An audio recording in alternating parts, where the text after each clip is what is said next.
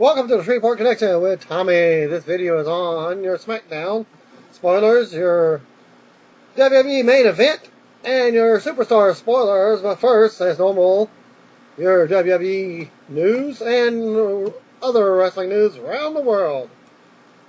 Delayed 1 week due to Rey Mysterio having the flu. Mysterio and Sakara will face Team Rhodes Scholars next Monday on Raw in the Tag Team Tournament Final. The winners will then face the WWE Tag Team Champions, Kane and Daniel Bryan, at the Hell in a Cell pay-per-view. But WWE is reporting, citing illness, that Rey Mysterio will not be on the Egyptian tour that begins today in Cairo. As they're flying over there, that's Cairo, Egypt. And taking his place is Ted DiBiase Jr. as announced as a replacement. And you can read the short announcement on www.com/worldwide /Rey Mysterio Egypt statement 260-60675. WWE's creative department wrote 2 different scripts for Monday Night Raw. Didn't know if I put that in there. On Monday's Raw video, according to F4W Online, one script said contingent upon John Cena being medically cleared to compete in the Hell in a Cell on October 28th after undergoing surgery on his arm. The other script will be used if he is not able to compete at the pay-per-view event. And if you've seen Raw, then you will know that they've already basically replaced John Cena, so they went with that.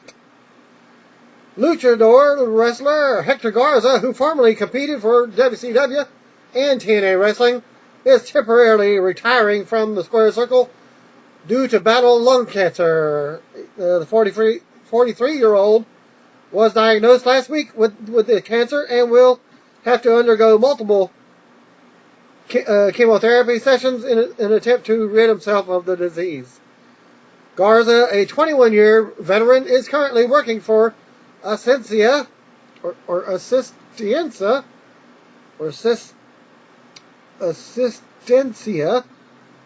Asesoría y Administración. That's AAA for those that don't know. And Perros del Mal Productions, where he is the current Mexican National Heavyweight Champion in his second reign. So it looks like he may have to relinquish his title. El Generico, who Ring of Honor teased over the weekend, would be returning to the promotion as an opponent for Kevin Steen. He has not signed a contract as of yet. His status with Dragon Gate USA remains unchanged. The beautiful people, Angelina Love and Velvet Sky, will face Jessie K and Naya at Maryland Championship Wrestling event taking place Saturday, October 27th at 2401 North Point Boulevard, Dunkirk, Maryland. The former TNA Wrestling talents will also participate in an autograph signing, and you're going to have to look up the event info for that. During a backstage segment on Raw, Daniel Bryan challenged Kane to take on Big Show on next week's show, since he found it humorous that he was chokeslammed by the world's largest athlete. Former WCW and WWE star Hurricane Shane Helms joined Kayfabe Wrestling Radio Tuesday night along with Kevin Nash.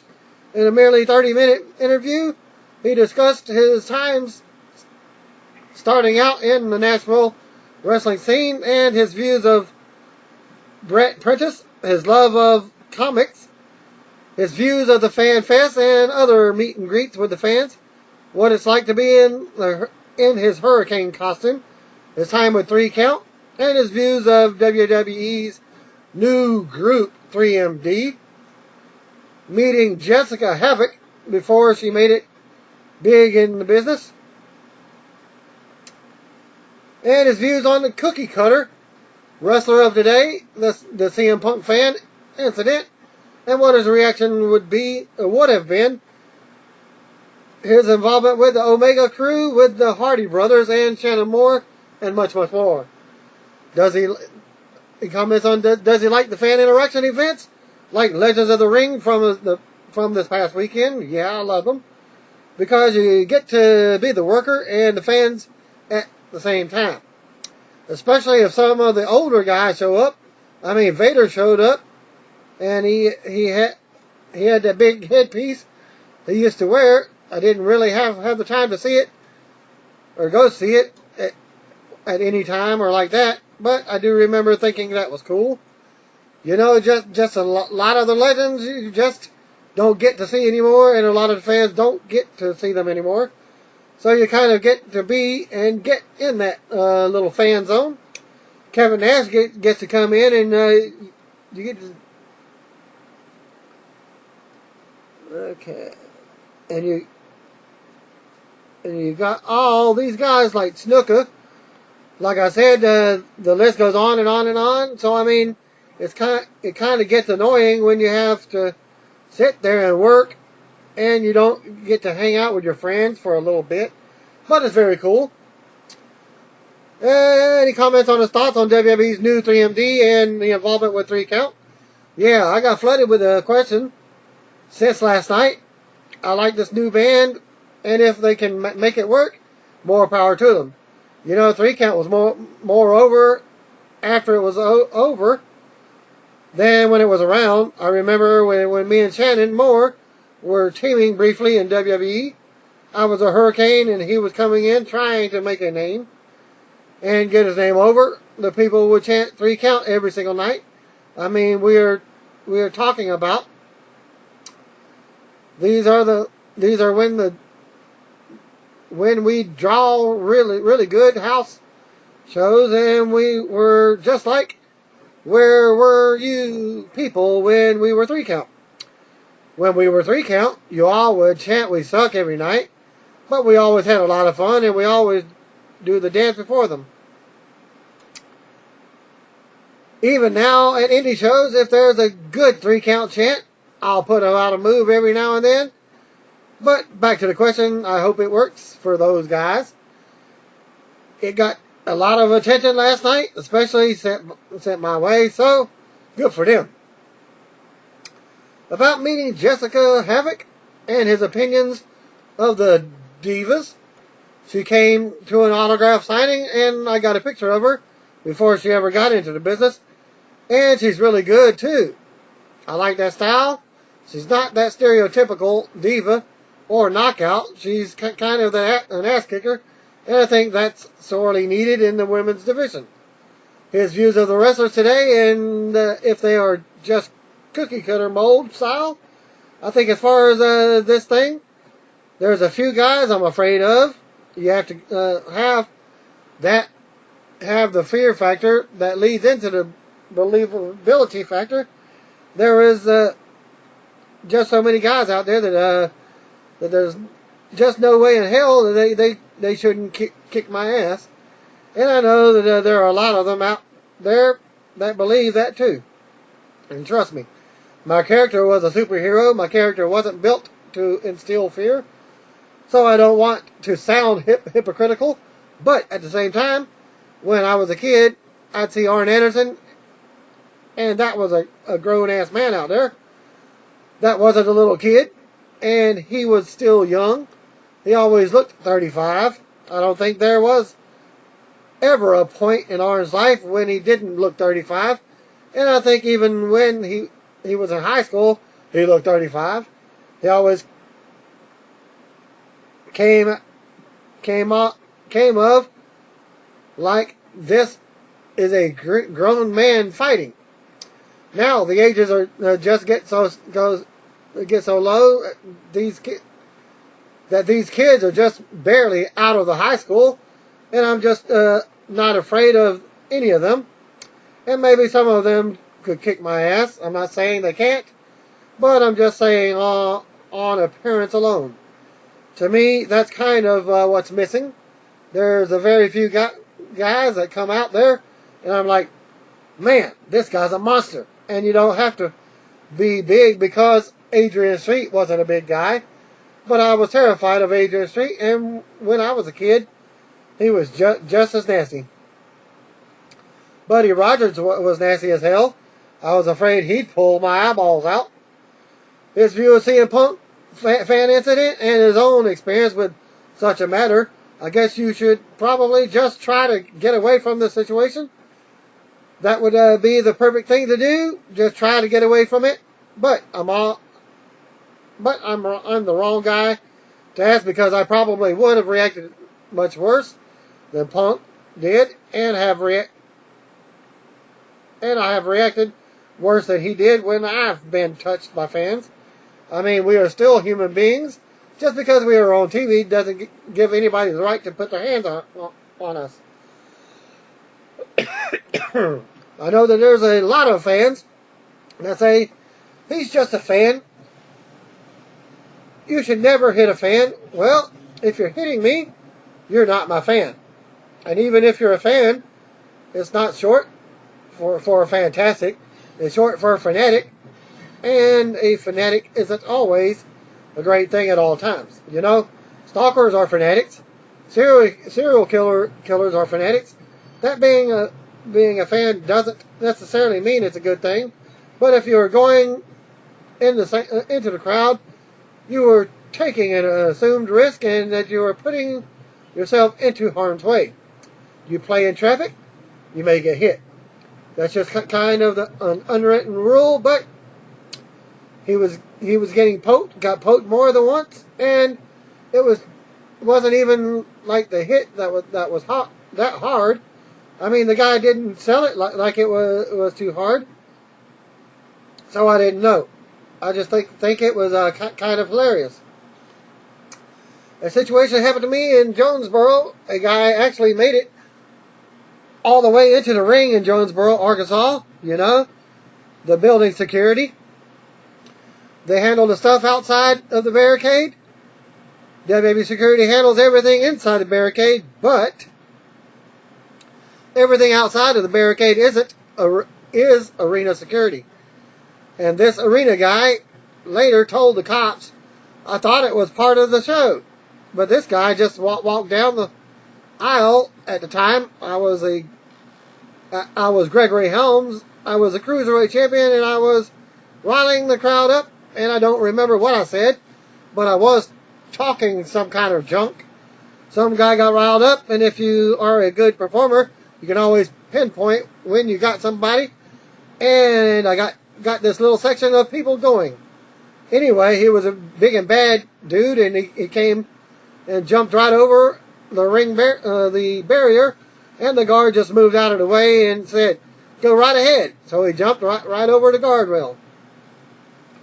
So now he's at ringside, and I was on the second rope, and then I stepped down, and now we are in an earshot of each other. More so than me just yelling, so I just kind of said, dude, if you come in this ring, I'm going to kick your ass. And it's like a genius. He slid in head first, so in the end, he faced my boot, and I beat the piss out of him. And there was about 8,000 of his hometown people there. By the time the cops got there, I had it handled pretty well, but you never know. This guy could have had a knife or some shit. He could have stabbed me to death or beat me up, which could have been, or would have been, a great story for the boys in the back. It would have been a good story for me. So, in retrospect, I probably should have just gotten away from the situation, because you never know what people are going to do. Any kid on the street could get a gun, so there's no selling that could happen. No telling what could happen.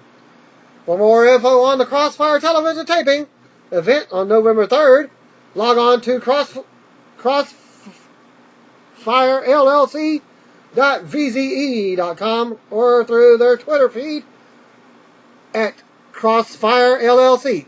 For more info on seat availability and pricing, you can also meet Shane, along with former WWE Diva Barbie Blank, that's Kelly, and Matt Hardy at RF Video signing event in Philadelphia on Saturday, December 15th.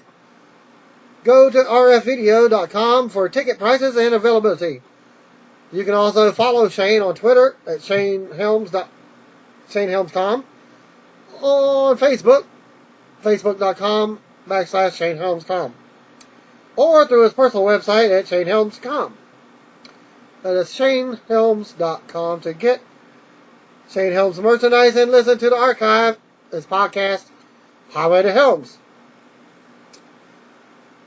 One match that was taped on Monday in Nashville, Tennessee for this week's episode of Superstars was Caitlyn facing off against Beth Phoenix. I still didn't think I got the results of that, but I think I may have. Pre-taping dark match, Tensai defeated Michael McGillicuddy, according to a correspondent. Tensai drew a lot of heat, as well as Albert chants during the audience became quiet once the match took place. Former WWE superstar Hardcore Bob Holly autobiography coming soon, The Hardcore Truth. The Bob Holly story is scheduled for release April 1st, 2013. Could that be an April Fool's Day joke? We'll just have to wait and see. ECW Press has released details on the book. Wrestling legend Bob Hardcore Holly tells all in his autobiography that chronicles his journey from fighting in bars for money to bright lights of the World Wrestling Federation. Holly reveals how he took more body slams and clotheslines outside the ring than in and that long before he was known as Hardcore Holly. He had unquenchable passion for professional wrestling. Ultimately, Holly would hold the World Wrestling Entertainment Hardcore Championship 7 times, the WWE Tag Team Championship 3 times, and the National Wrestling Alliance World Tag Team Championships once. but in the midst of his career achievements was a roller coaster of success and frustration. And Holly reveals the plethora of missed opportunities and broken promises that marked his road to television stardom. Replete with faster cars, wrestling bears, betrayal, and lost love. Holly shares his uncompromised view of his past and current state of professional wrestling. And you can view I didn't get the book on the website. The artist formerly known as Goldust, Dustin Rhodes, unveiled a masked version of his Goldust character in a YouTube video. Tuesday he will face off against Chance Prophet at an IWA East Coast event in Nitro, West Virginia on Saturday, October 27th. Stone Cold noted on Twitter that he is leaving Mexico to return to his Boga Skull Ranch in Texas as they have wrapped up the Redneck Island filming. Redneck Island 2 will premiere on CMT November 10th. The official WWE Survivor Series synopsis from In Demand confirms a 5 versus 5 match for this year's pay-per-view and begins speculation that CM Punk may be involved in the match. And here's the synopsis. This year, the Act of Survival turns into an all-out quest for total domination and respect. Don't miss an incredible event featuring your favorite WWE superstars competing in classic 5-on-5 match. There have been speculation about why Rey Mysterio is really out. The story has been that Rey is out with a bad case of the flu. He missed last night's Raw, but officials expect him back for next week's show to team with Sin Cara against Damon Sandow and Cody Rhodes in the finals for the tag team tournament. In an update, Dave Meltzer reports that Rey is battling more than just a slight flu. That it has been mentioned by WWE. Word is that Mysterio is dealing with a really bad stomach virus that has kept him in the bed. WWE has announced that Kofi Kingston defeated The Miz for the Intercontinental title at Tuesday night's main event tapings. Breaking news, this just happened. Watch at WWE #main event tomorrow at 8 p.m. 8 p.m. East Coast time and 7 p.m. Central Time on Ion TV to see how at True Kofi, at Mike the Miz. WWE take the following matches in Memphis, Tennessee for Wednesday's episode of the main event. Kofi Kingston for the Miz for the Intercontinental title. Kofi won. Zack Ryder lost to Dolph Ziggler. Matches taped for Saturday Morning Slam were as follows. Primo versus Great Khali, as Khali has returned from his surgery. The Usos versus Darren Young and Titus O'Neil. Independent wrestler Drew Haskins worked the dark match in WWE tapings. In Memphis, he lost to Johnny Curtis, who reportedly debuted a new ballroom dancer gimmick. The following matches were taped for tonight in Memphis for SmackDown. The Miz versus Randy Orton. Justin Gabriel and Tyson Kidd versus Cody Rhodes and Damian Sandow. Kane and Daniel Bryan versus Big Show and Dolph Ziggler. Ted DiBiase Jr. versus Antonio Cesaro. Brodus Clay versus Heath Slater. Layla versus Natalya. Sheamus versus Wade Barrett in a lumberjack match.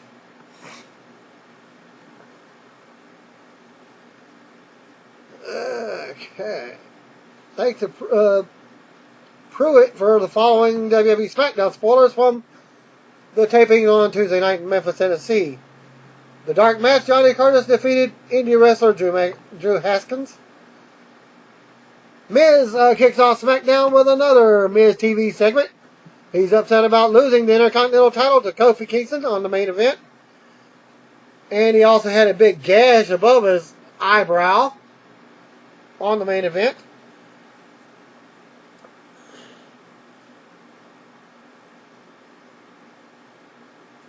Hell in a Cell, he demands a rematch at the Hell in a Cell pay-per-view.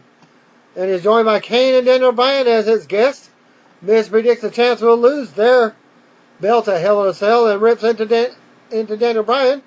Big Show comes out and goes, as does Dolph Ziggler. They all agree, and out comes Booker T. Booker books the team Hell No versus Ziggler and Show for later on in the program.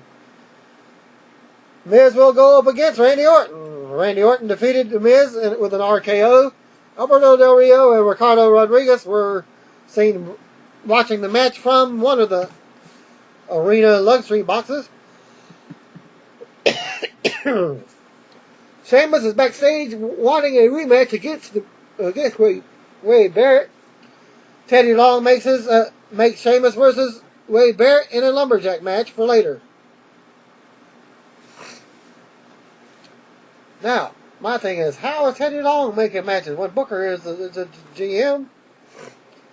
Cody Rhodes and Damian Sandow defeated Justin Gabriel and Tyson Kidd in a quick match. Backstage segment with Eve Torres, Booker and Teddy. Eve puts Teddy down in front of Booker again.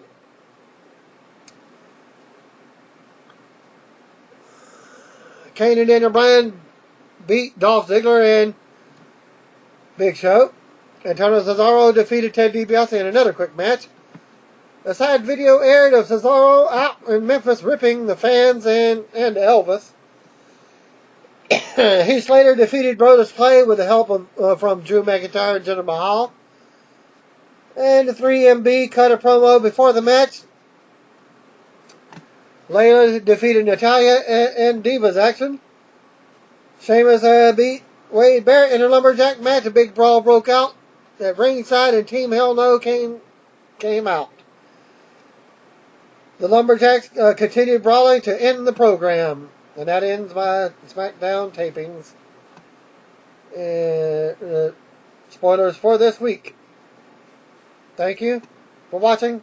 Peace out. God bless.